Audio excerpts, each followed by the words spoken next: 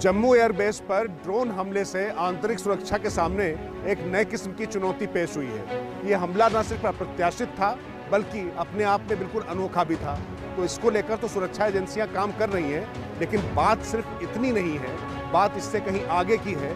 कहीं पे निगाहें और कहीं पे निशाना की तर्ज पे दुश्मन किस तरीके से भारत को अस्थिर करना चाहता है, ये बात दरअसल उसकी है। और राज की बात में खोलेंगे हम यही राज की बात यह है कि ड्रोन के जरिए हमलों से चिंताओं का दायरा कई मोर्चों पर खड़ा हो गया है। कई मोर्चों पर चुनौती हम इसलिए कह रहे हैं क्योंकि भारत को जिस तरह के पड़ोसी मिले हैं उनकी नीति और नीयत से हर कोई वाकिफ है। पाकिस्तान के पैतरों के साथ चीन भी चालबाजियों में लगा रहता है और आजकल नेपाल की नीति भी बहक रही है। जम्मू कश्मीर में लोकतंत्र बहाली की कोशिशों के शुरू होते ही जिस तरह से जम्मू एयरबेस को निशाना बनाया गया, उससे यह भी आशंका उठ खड़ी हुई है, कहीं ये हमला किसी बड़ी साजिश से ध्यान भटकाने के लिए तो नहीं था।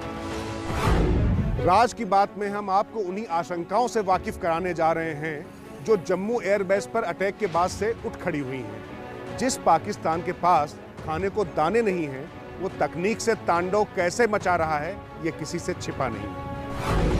पाकिस्तान और चीन के गलबैयां भारत के खिलाफ कैसे हैं, ये भी दुनिया जानती है। लिहाजा चिंता इस बात को लेकर बढ़ गई कि जिस 3 फ्रंट वॉर की बात कही जाती है, कहीं उसकी मॉक ड्रिल तो नहीं था एयरबेस पर अटैक।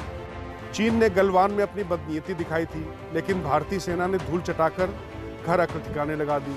लेकिन राज की बात यह है कि जम्मू अटैक के बाद चिंताएं कश्मीर और पूर्वोत्तर को लेकर भी बढ़ गई। चीन लंबे समय से चिकन नेक को काटने के मंसूबे में जुटा हुआ है।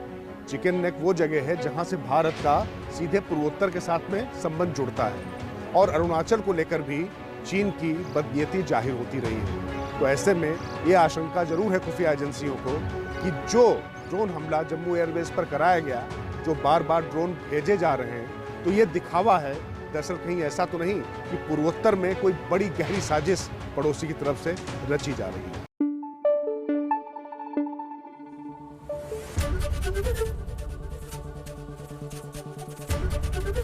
एबीपी न्यूज आपको रखे आगे।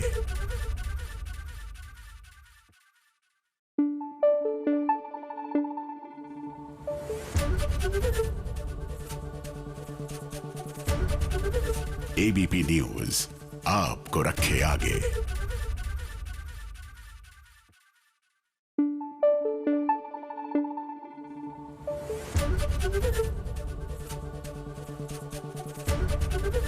एबीपी न्यूज आपको रखे आगे।